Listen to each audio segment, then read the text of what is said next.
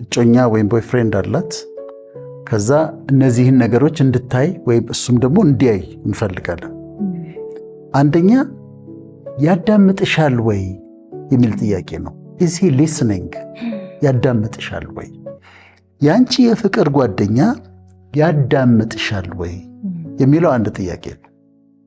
ካዳመጠሽ ጥሩ ነው። አንተንስ ታዳምጣለች ወይ? አንድ እሱ ነው። ሁለተኛ የነገርሽውን ነገር ያስታውሳል ወይ? ድሬዳዋ ነው የተወለድኩት ብለሽ ነግረሽው ሌላ ጊዜ ስታወሩ ድሬዳዋ እኮ ምናምን እንዴ ድሬዳዋ ነው እንዴ የተወለድሽው ካለሽ እያዳመጠሽ አይደለም፣ እንትንሽን አንቺን እያየ ነው ዝም ብሎ እና አላስታወሰም። እናቴ እንጀራ ጋግራን ያሳደገችኝ ብሎ ነግሯት ሌላ ቀን ነው እንዴ ብላ ከጠየቀችው አታስታውስም፣ አትሰማውም ማለት ነው። ስለዚህ ያዳምጠኛል ወይ? አንድ የነገርኩትን ነገር ያስታውሳል ወይ? ለሱም ደግሞ እንደዚሁ ታዳምጠኛለች ወይ? የነገርኳትን ነገር ታስታውሳለች ወይ? ሶስተኛ ግድ ይለዋል ወይ? ዳዚ ኬር። ለምሳሌ ይገናኛሉ አይደል? ይወዳታል። እንዴት ነው የምትኖረው? ቤት ኪራይ እንዴት ነው የምትከፍለው? ቤት ውስጥ ምንድን ነው የሚበሉት? ከማጋ ነው የምትኖረው? ግድ ይለዋል ወይ? ይህን ትጠይቀዋለች። እሱ ይጠይቃታል። እንዴት ነው የምትኖሪው? በምንድን ነው የምትኖሪው? ቤት ኪራይ በምንድን ነው የምትከፊው ብሎ ኮንሰርንድ ሆኖ ኑሮ አስገብቶ ይጠይቃታል ወይ? እሷስ ትጠይቀዋለች ወይ? ስራህ እንዴት ነው? እየተሳካ ነው ወይ ብላ ትጠይቀዋለች ወይ የሚለው ሌላው ሶስተኛው ጥያቄ ነው። አራተኛው ጊዜ ይሰጣታል ወይ? በደንብ ጊዜ አለው ወይ?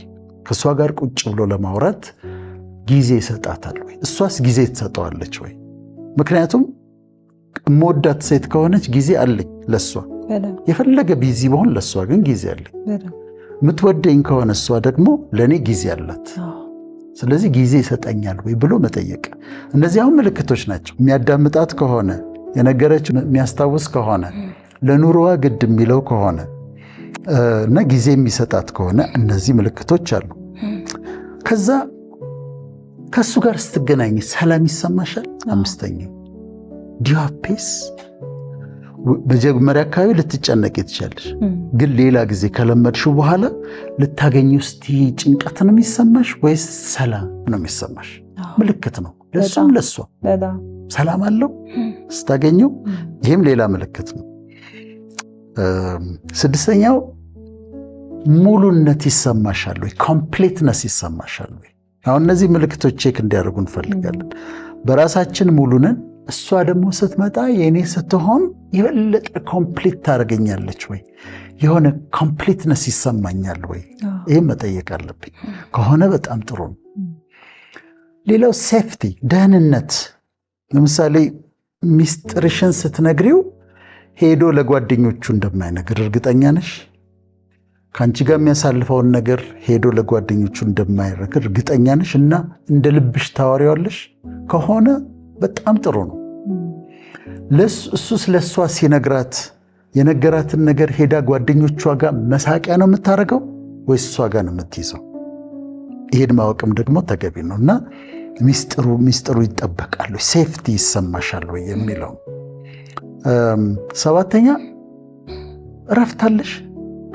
እሷ ጋር ስሆን የምትንቀዠቀዥ ነፍሴ እረፍት ታገኛለች እንዴ? እረፍ ብላለሁ እሷን ሳገኛት። እንደውም ሳገኛት ነው ማርፈው።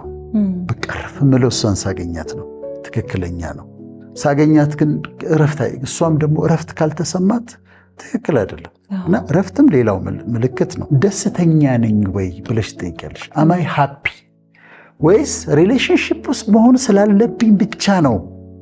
የግድ ሰው አንድ ሰው አጠገቤ መሆን ስላለበት ነው? ወይስ ከዚህ ሰው ጋር ነው ስሆን ደስተኛ ነኝ ብለሽ ትጠይቂያለሽ። ከእሷ ጋር ስሆን ደስታን የሚሰማኝ ወይስ እንደው ብቸኛ እንዳልሆን ነው ብሎ ደግሞ መጠየቅ ያስፈልጋል። ዘጠነኛው ዲፕ ኮኔክሽን ነው። ግንኙነት የነፍስ ትስስር ነው። ነፍሴና ነፍሷ ነው የሚገናኘው እና ዲፕ ኮኔክሽን አለን። ነፍሴ ከነፍሷ ጋር ይግባባል ብሎ መጠየቅም ደግሞ ያስፈልጋል። 11ኛ የህይወትሽ አካል የሚሆን ሰው ነው። የኑሮሽ የህይወትሽ አካል መሆን የሚችል ሰው ነው ወይስ ጀስት ጊዜያዊ ነው?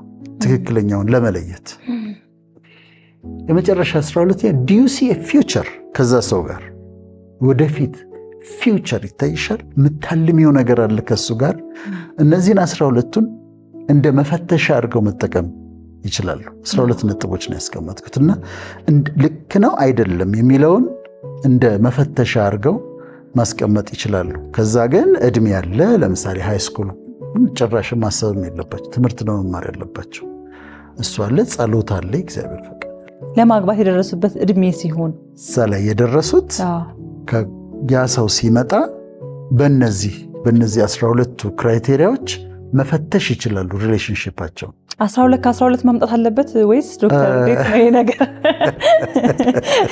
እንደው 10ን አሟልቶ ብላ 12 ማግኒቲዩዱ ነው ለምሳሌ የሰላሙ መጠን የረፍቱ መጠን የደህንነቱ መጠን የደስታው መጠን ሊለያይ ይችላል ግን ሰላም መኖር አለበት ረፍት መኖር አለበት ደስታ መኖር አለበት ኮኔክሽን መኖር አለበት የሚያዳምጥሽ ሰው መሆን አለበት ለሲሪየስሊ የምታስቢው ሰው ከሆነ የሚያዳምጥሽ የነገርሽውን የሚያስታውስ ስለኖርሽ ግድም ይለው ፊውቸር የምታይበት መሆን አለበት ግን ሁሉንም ላይሆን ይችላል እንዳልሽው ነው ሁሉንም ሊያሟላ ስለዚህ መጠኑ ነው ያንዱ መጠን ዝቅ ሊል ይችላል ያንዱ መጠኑ ከፍ ሊል ይችላል ግን ደግሞ አብዛኞቹ የጠቀስካቸው እውነትም መኖር ያለባቸው ናቸው በህይወት ውስጥ በተለይ በፍቅር ግንኙነት ውስጥ አስፈላጊ ነገር ናቸው ብዙ ሰውም ደግሞ ጥያቄው ነው እኔ አብሮኝ ያለው የፍቅር አጋሪ ያ ሰው ትክክለኛ መሆኑን በምን ላረጋግጥ በጣም የበርካታ ሰው ጥያቄ ነውና ይሄ በበቂ ይመልሳል ብዬ አስባለሁ ሰዎች በዚህ ልክ ቁጭ ብለው ያንዳንዱን ነገር